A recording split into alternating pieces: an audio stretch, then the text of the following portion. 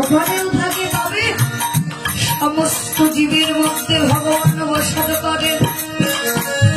এই বাসাটা যদি আমাদের আত্মীয় অভিমান অহংকারে পরিপূর্ণ থাকে,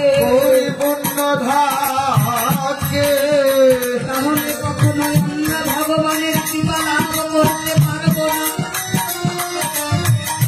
শাস্ত্রে বললেন ভক্তের হৃদয়ে ভগবানের সতত বিশ্রাম।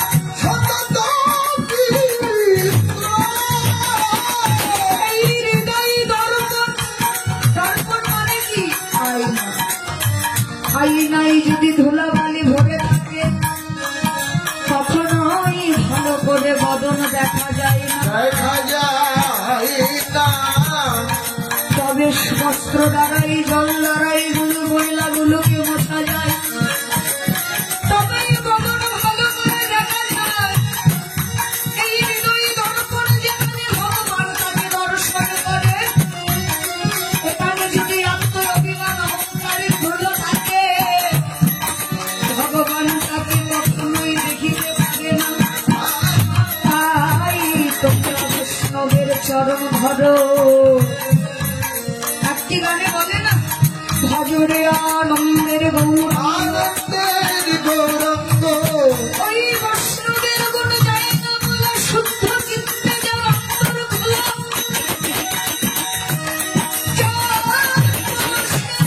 প্রেম তরঙ্গ দর্শনে ঘটে মনের ময়লা। ভজরে আনন্দের গৌরাঙ্গ, ওই প্রভুকে লাভ করিতে হলে ভগবান নিজেই বললেন, আমার হইতে আমার নাম করো, নাম হইতে আমার ভক্ত করো, ভক্ত হইতে ভক্তে চরণের ধুলি করো। তাই তোমরা বলে মাখো মাখো চরণ ধুলি, মাখো মাখো চরণ ধুলি, মাখো মাখো চরণ ধুলি।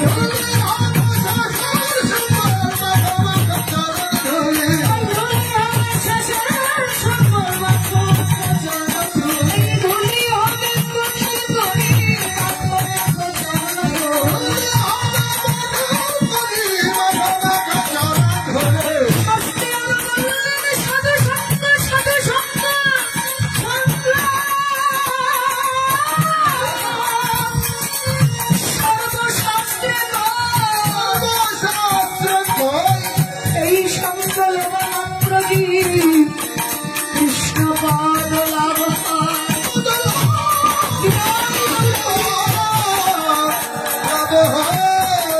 এই জীবনের কথা বলা যায় না। এই যে ভক্ত সঙ্গ করছে আর হয়তো সঙ্গ বাঁধতে হলেও পারে না। তাই জীবনে যতটুকু সময় পাও এমন করে ভক্ত সঙ্গ করে না। কেননা এই নিঃশ্বাসের বিশ্বাস নেই, আর মন সঙ্গ ভাগ্যে আর হবে কিনা জানে না। তাই সবাই যখন একত্রিত হয়েছে, তোমরা করো সবে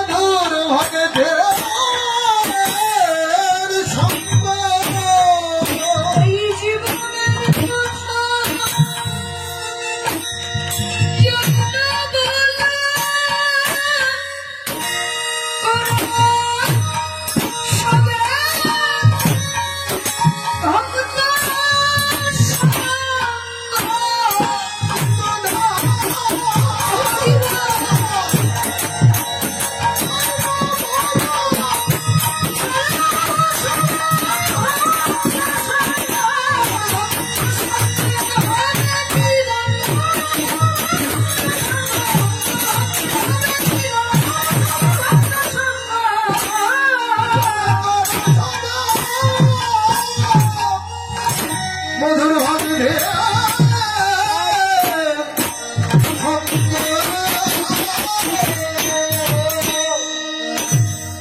এ জীবনের কথা বলা যায়।